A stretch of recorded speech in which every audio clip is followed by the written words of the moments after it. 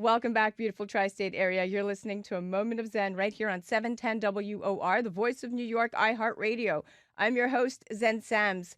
Up next in our disability awareness segment brought to you by Navi, today we're featuring Marcela Marañon.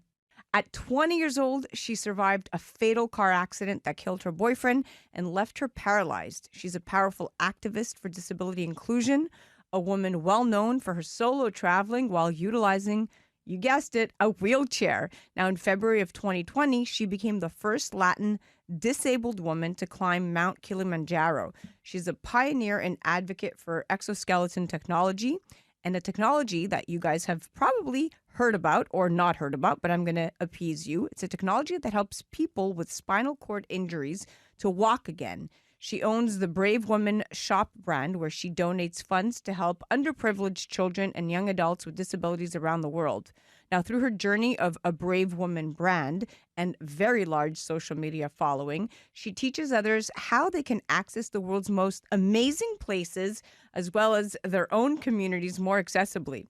Marcela is a mom, an advocate, a businesswoman, and a mentor. She currently resides in Dallas, Texas, with her incredible daughter, Michaela. She's traveled all the way to New York City today to chat with me, and she's here to really talk about disability awareness, defying all odds, her secret to remaining so positive, and of course, her latest projects and plans. Welcoming now to the show is the amazing Marcela Marañon. Welcome, superstar. Thank you so much for having me in your show, Sen. Absolutely. You are so inspirational and so full of life. Thank you for being you and spreading so much positivity and helping others. God bless you. Thank you. Okay, so let's get to it. Despite all the reasons you could have chosen to give up, you are the brightest light. Walk me through when you first realized you would never walk again. Well, when I was told that I will never walk again, I was 20 years old, and it was a very hard moment of my life because I grew up with no disability. I didn't know much about living a life with a disability, and it was like a big crash. But I was able to adapt and move on and, focus on what I want to do. And after so many years my disability is a part of me, but it is not who I am as a person. So my disability doesn't define me. I am the one that, I lead my life 100% with my disability. You are so inspirational because when you think about the limitations that a wheelchair could put on somebody, it's excessive. And it's currently estimated that approximately 132 million people, to put that into perspective for those listening, that's about 2% of the global population, actually require a wheelchair. And the statistics might be even more. This is just what we have recorded. Now, as Charles Lindbergh said, success is not measured by what a man accomplishes, but by the opposition he has encountered and the courage with which he has maintained the struggle against overwhelming odds. And that is success. And that is what you did. Now, you are a powerful activist for disability inclusion, well known for your solo traveling, utilizing your wheelchair. And I'm going to reiterate this. In February of 2020, you became the first disabled Latin woman to climb Mount Kilimanjaro. And those of you listening, again, Mount Kilimanjaro, for those of you not aware, is a dormant volcano located in Kilimanjaro region of Tanzania. And it has 3 volcanic cones, Kibo, Mawenzi, and Shira. And it's the highest mountain in Africa and the highest single freestanding mountain above sea level in the world. Now, Marcela, what inspired you to take on the challenge of climbing Mount Kilimanjaro? And how did you prepare yourself physically and mentally for the climb? Well, okay, so this is a question that many people ask me. How do you feel about it? And I climbed this mountain in 2020, and I still cannot express how I feel. I think it is incredible to be able to get to one of the tallest mountains in Africa in my wheelchair. But I just want to say that I didn't do this accomplishment alone. I had a group of people that traveled with me.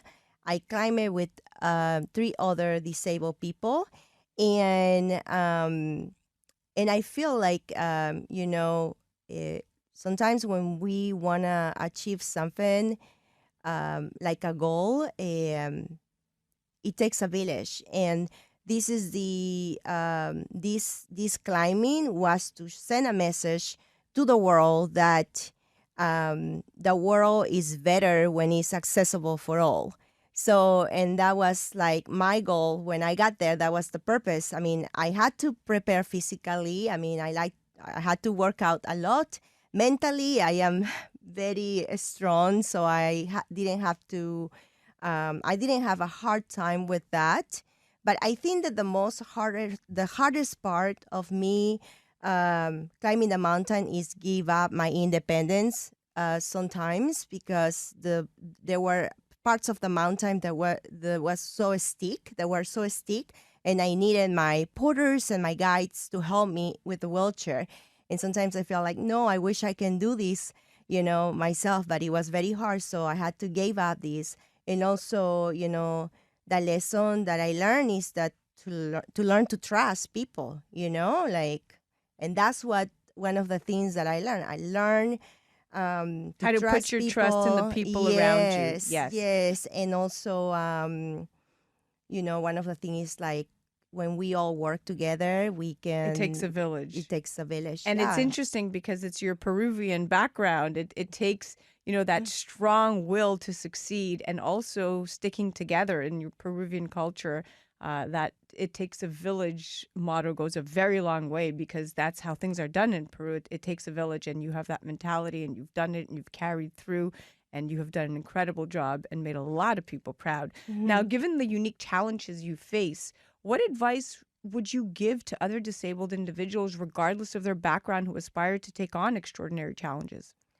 I will say that to do not give up, to do not stop, and to find the strength to do what they want, what they feel, to pursue their dreams. I mean, I know that we live in a world where we feel excluded. We are, it's not. We don't live in. We live in a world where people with disabilities are not being seen much. And if we are seen, we are being seen as a burden. Like if our life was misery and bad luck. But no, I mean, we are extraordinary people like everyone else, who have dreams, who work very hard, who have families, who raise amazing children. And I think that, despite of the challenges we go through, I think that we need to keep going and use our voices to make a difference for future generations.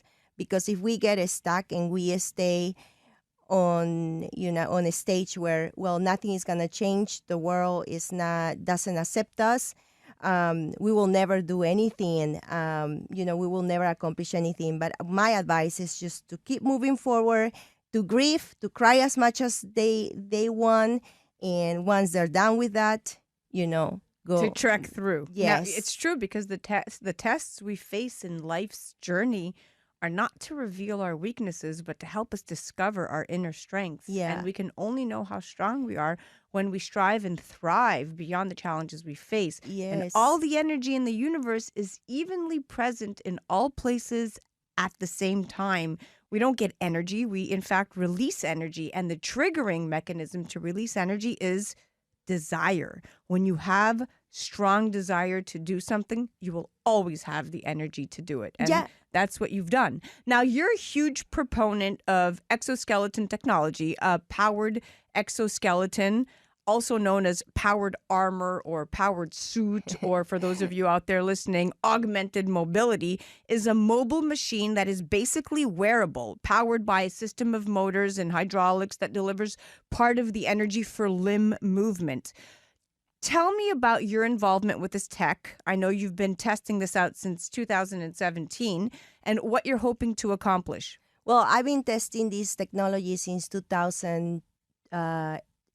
Oh, my bad. And I thought 17. Yeah, and I got my own unit in 2014. So This is a mobility device that allows me to stand, walk, climb stairs. But for me, is more than walking. I am very happy in my wheelchair, but I need this technology to reduce the secondary health issues of my injury. So I think that this is a very important technology that needs to be supported, because there are a lot of people with a spinal cord injury that would like to walk and use this technology, but it's not accessible because the insurance company do not want to pay for it. There is a lot of medical data that shows that it reduces, health problems for a spinal cord injury people, but they still don't want to pay for it. So I hope that this technology that I try to promote a lot in social media is reachable for those who really want that technology. It's extremely important. I know there's a lot of different technologies out there. Rewalk is one of them. But basically what you're describing is a wearable robotic exoskeleton that provides powered hip and knee motion to enable individuals with spinal cord injury to stand upright, walk, turn, and limb and climb and descend stairs, so to speak.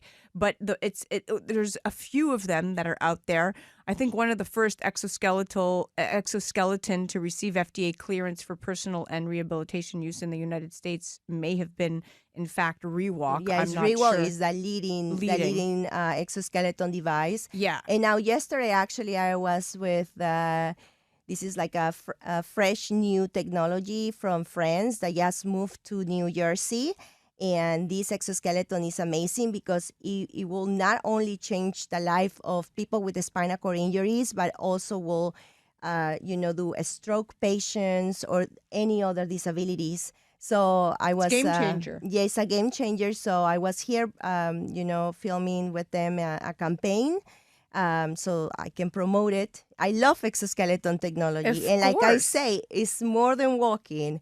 It's about, reducing the the health pain. risks. And yes. And it's funny because with artificial intelligence, it's a hot topic. And especially if you look at, it's like you said, a game changer for people with disabilities in terms of secondary health, proactiveness. But people with all types of disabilities, especially travel limiting disabilities, because there's approximately 26 million Americans aged 5 and older that have self-reported travel limiting disabilities. It's about 14 million are aged 18 to 64 and about 11 million are aged 65 and older. So we have staggering numbers, but in fact, over 3.5 million Americans with travel limiting disabilities do not leave their homes because they are disabled or housebound. And imagine that, where you are sitting there telling me your biggest love and joy is to get out there and travel and see the world. Yeah. And yet we have millions of Americans who just can't afford it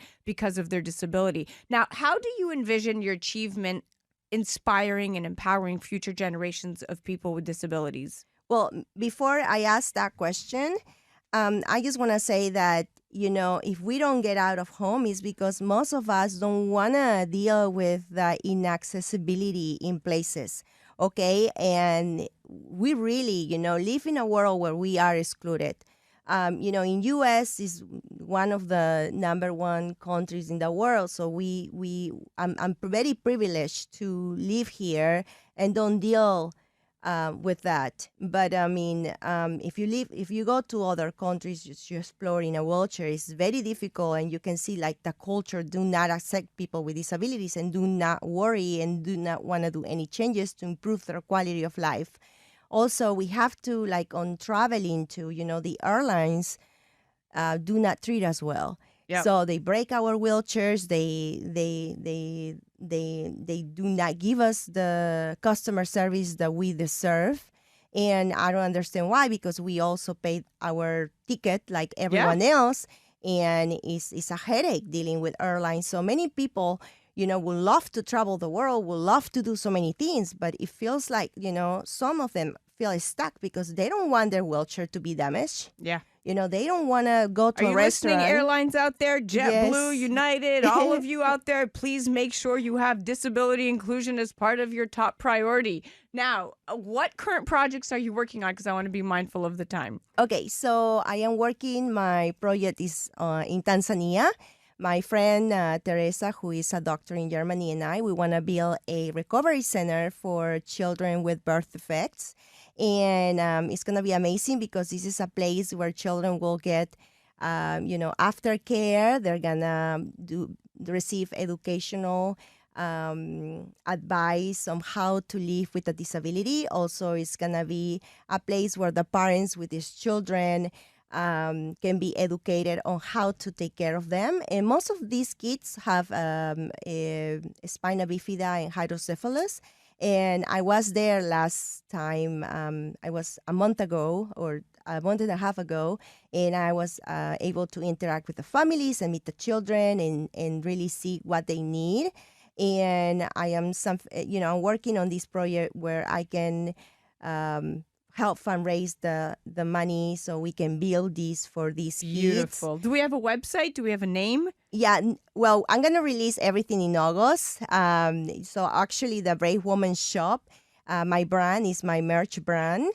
It's a very simple brand. And what I do is that every t-shirt that I sell, that money goes into helping a project in some part of the world. So during the pandemic, my brand donated, a lot of food for families with children with disabilities. I also donated ramps in India and donated wheelchairs for kids in Tanzania. So my brand is like, it's 100%. This is how I give back to my community for all the blessings I have. So you are blessed and you are beautiful. Thank you. So thank you so much for coming on. This was an incredible interview. You are so inspirational. I want to get out there now and climb a mountain because of you. But thank you for coming on. It's very life-changing. I believe you.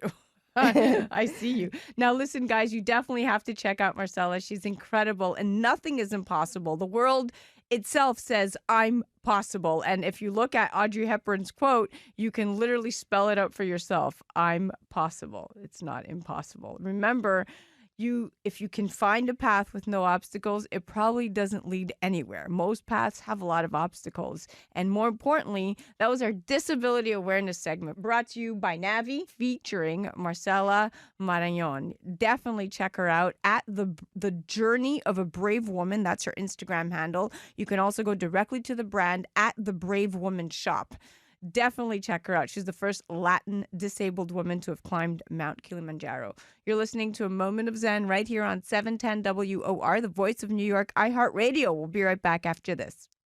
A Moment of Zen is brought to you by Nave, a members-only travel portal exclusively available through Organo, offering members steep discounts on nightly or weekly hotel stays, cruises, auto rentals, excursions, and so much more. With its travel getaway portal, Nave makes the days of surfing multiple travel sites and spending hours evaluating the best deals done with. That's because with Nave, you are guaranteed the best prices. Plus, to gain access to an even more expansive collection of condos, hotels, cruises, vacation villas, fantasy getaways, and concierge service, there's Forever Weeks. Simply purchase a Nave Forever Weeks package one time and enjoy the benefits many times. With Forever Weeks, forever means forever. Not only does Nave guarantee you the best prices, but it is also one of the few travel portals that pays a referral bonus, in addition to you earning rewards points, which can be redeemed on the Travel Getaway portal for further discounted hotel room rates. Become a member today and navigate the world of travel. Nave, the world for you to experience. For more information, go to nave.travel. That's nave, Nave.travel.